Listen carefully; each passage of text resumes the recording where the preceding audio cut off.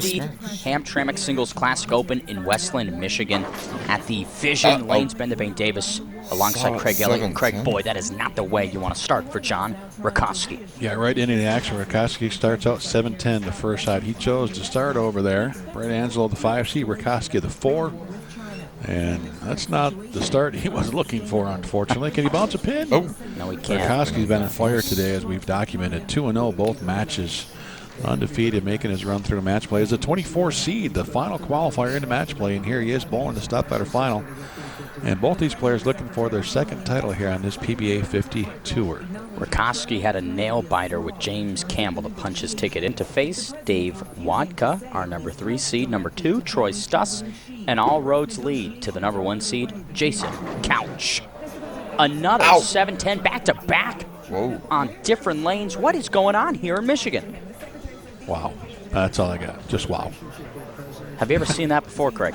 Not to start a stepladder final. My gosh. Cursed opening. We're all giggling, but Brad's not giggling. I mean, that's his chance to, you know, and his hip's hurting. I talked to him. It's hurting. Something popped, and he's just trying to baby a little bit. So he says, hey, 7-10 for Rakoski. Gives me a little opening there, and can't capitalize on it. So we're even. Yeah, 9 apiece through 9. Trouble with the 7-10 Anything you can do, I can do better, I guess is the theory there. Might be a mirroring effort from both gentlemen. Like you talked about, the title chase here, several individuals looking for their first on this tour, but a couple of these guys have some hardware at home, Craig. Yeah, these guys have all won lots of things throughout their careers. Brad's won on a regular tour. Wadka, Couch, of course, a Hall of Famer out on the regular tour. Rakoski with his first win last year on this 50 tour as a PBA guy. But he's won a ton of stuff on the amateur circuit for decades. And just about everything he can win in the state of Florida. And, of course, Troy Stuss. He's crushed Michigan bowling for decades as well. A little bit of experience on this tour. Not much, but making his deepest run ever in his career. So Brad Angelo now trying to make a spare here in a second. And you can see already Brad Angelo maybe teetering off with some of those shots, dealing with the injury, a true warrior. And he said he's just going to try to fall off, you know. So if you get your timing right, the ball's gone before you fall over or fall off the shot. So that's what he's trying to make sure you get a good release, and then just take the pressure off that hip. And when it's really going to hurt, though, is shots like that. When you're shooting cross lane, it spares. Similar to what we saw from Pete Weber a few years back when he had that hip issue. It's the corner pins that really hurt when you really plant and put a lot of pressure on that hip area. Deep on the right side, Rakoski comes in, crushes 10, bounce back in the second. And a staggering 71% drop in profits in the first quarter. The electric car giant blaming the growing trade war and, quote, changing political sentiment. Single elimination here in our stepladder finals. One game to decide who moves on and who goes home. Yeah, win, advance, lose, and you're on to Aberdeen if you're bowling the next event here in a few days. A lot of Dave Wadka fans out there. Dave, of course, has given his entire bowling career servicing his sport as a rep for Ebonite and now the Brands of Brunswick, so he is very well known all across the country. So Elon Musk also said that he will continue to push the White House for lower tariffs. And we'll see Wadka in the next match, waiting the winner of this one right here. The loser of this battle will receive $2,000. That's the 5th place prize. Brad Angelo, right lane. Deep over on the middle, comes across Brooklyn, leaves a pin standing. 3 pin does not want to go anywhere, Craig.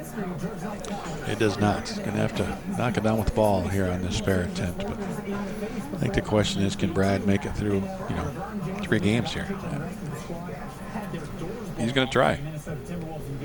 Now, the conversation that we've had all day long is this oil pattern. It's been tricky, caused a lot of splits early, but some of the bowlers have adapted and found the transitions. For Angelo. Hit it right in the middle of the side. But for the lane, Craig, what do you assess of this pattern? Well, I didn't watch a ton of practice. We were making some camera moves and adjustments, but let's hope it doesn't end up like 27 and 28 did in that last match, because that pair got Just ugly. Dave Wadka and Randy Weiss. They made that look tough. But I think as a group they tried to break down the outside, tried to get some little bit of hook spot there, and maybe a little push depending on what they did. We're seeing some urethane. We'll definitely see urethane from Wadka. That's all he's shown all week. Angelo throws, majority reactive. I think it should be mild scoring. I don't expect 260 games, but some 220s and 230s is very feasible out there right now. Give him 10. High caliber. Here's one more look at that. Brad Angelo strike. That 7-pin was thinking about standing. I'm glad it decided to fall. Brad needs all the help he can get, all the luck on his side dealing with that injury. Now Rakoski. Outside the first frame, he's been perfect. Will it continue? Man, just sits right in the pocket. Unflappable is Rakoski. We've seen a lot of different bowlers have some low energy impact down lane, but Rakoski's just got a solid thump on those 10 pins.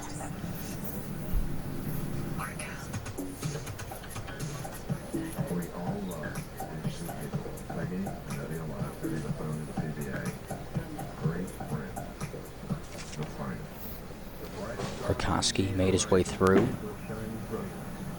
Everybody today, he's not intent on stopping now.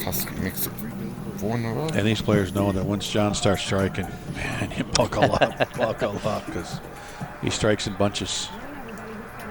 He swept Andres Gomez, swept Bill Rowe, and swept James Campbell, who, had a fantastic 2024 Hamtramck. Great match against Mika Koganami for James Campbell, but maybe a little emotions let down in the next match. Rakoski just handed it to him. Angelo just keeps creeping right, Craig.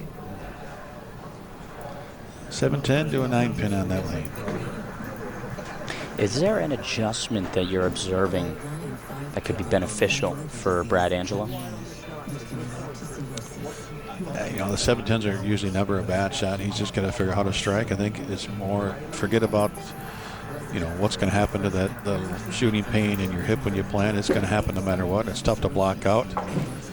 Much better spare attempt there as he almost missed that 3-pin to the right earlier this game. You can tell he's frustrated. It's like he worked his butt off for a couple days to get here, and now, earlier today in match play, that hip just kind of has that popping noise. Like, oh, come on, all right? Why can't that happen after you're done? Right? And then you got a couple days to recuperate. But he's going to grind through it. He's an Italian, right? He doesn't feel no pain. Mamma mia for Brad Angelo. Here he is.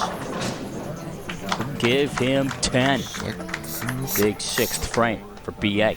88 in the 5th. Rakoski with that 7-10. Nothing but strikes since. So Rakoski with a pretty good advantage here halfway through this game.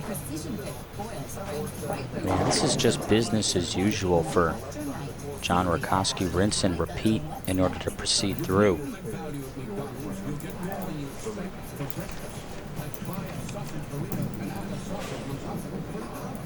Everything, of course, winds up with Jason Couch, our #1 seed. A few more matches to get to that point. Rakoski, 6th frame, still on the ball.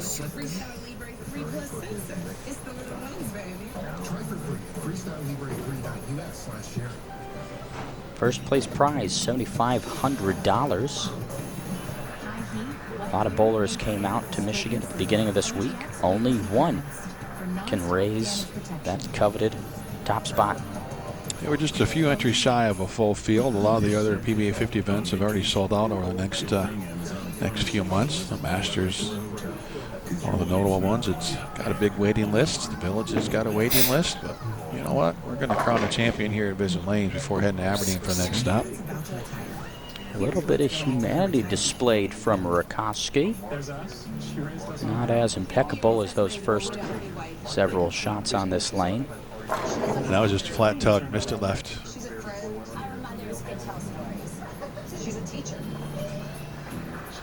think this spare is still going to be up at least 29 through 6 frames. Yeah. Brad Angelo is a little bit close there, Craig. The crowd goes.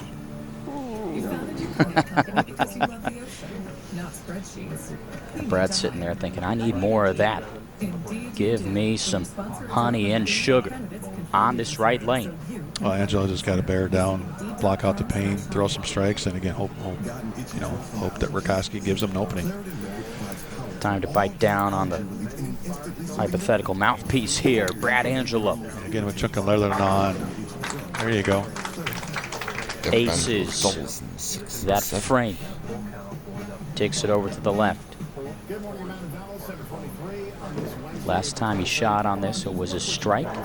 The time before that, it was also a strike. He's taken a re-rack here. Craig, veteran move. Yeah, veteran move. Just regroup. Maybe he saw something in the rack he didn't like, or just wants an extra second to take a deep breath and let Rakoski think about it. Rakoski's pacing 227. Angelo can still shoot 238, so it's far from over. But Rakoski's got it. He's got the upper hand right now. He's got control of the pocket. Take out that last shot on the left lane. He's feeling good. He's on a roll today. Yet to be beaten any of the matches. And, hey, Brad's a little banged up.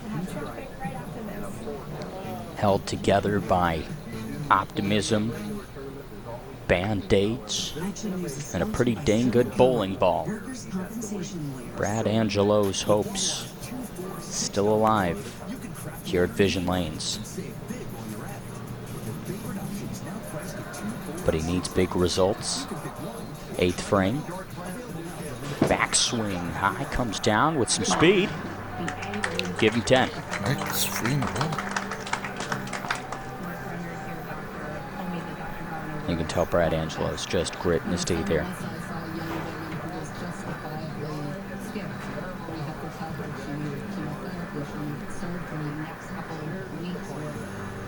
Meanwhile, Rakoski trying to bounce back from his first error since the opening frame of the game. Will he stumble or will he solidify? 8th frame. Back to form. We've seen that before. But again, just some flapple, right? He just, all right, throw out a strike, give him the ball, do it again. In terms of arsenal, when you look at what these guys are throwing, any deep thoughts or takeaways? Not quite sure where Rakoski's throwing down there. Brad's in, I think, maybe a Storm Summit. Not 100% sure on that one either. Saw a few different balls in practice up there, but I didn't take the notes. Some of the newer balls out right now, it's tough to pick them up from our vantage point. Rakoski went a little bit too far, right? Okay, that was left all the way. Looks like he fell off it just a little bit, but gets a break. That 7th pin goes out. That could have been the 3-6, 7-10 pretty easily. So what's that do to our score? Spare is 87, 37 his max. Now, Brad Angelo can. Oh, definitely big win miss. it in the 9th and 10th. Wow. Rakoski looked shocker. Just on a different level through 6 frames and has stumbled. Well, he was thinking about that last spare in that lane that he almost chopped. Let's not do that again. Well, he made the over adjustment. Brad taking his second final rear rack of the game now, thinking, oh, wait a minute. 225 the max for Rakoski. 238 for Brad. Couple of strikes here. He's going to move on. His day is not over. Some had written him off, our 5 seed, given the injury. And here's a stat for you. Brad has bowled 41 Pba50 events. Wow. He's made 17 stepladder finals. Angelo came up 17 times out of the 41 events he's been in the stepladder. That's almost near 50%. But only won once. Only won once. That's the shocking part. When I said, well, you got 2 or 3 totals, I said 1. I said, really? He's between him and Tom Hess and Chris Barnes the last couple of years that are making all the shows. Yeah. Beating each other up. And then, throw in a Parker Bone year when Parker won 5 a couple years ago. We're used to seeing some of these guys pull for these titles, and it was shocking. He says, I only got one. All right. I'll be number 2 today then. Big He's got some straight. work to do, though, if he's going to do that. Yeah, that was a tough frame for. Hope you like and subscribe.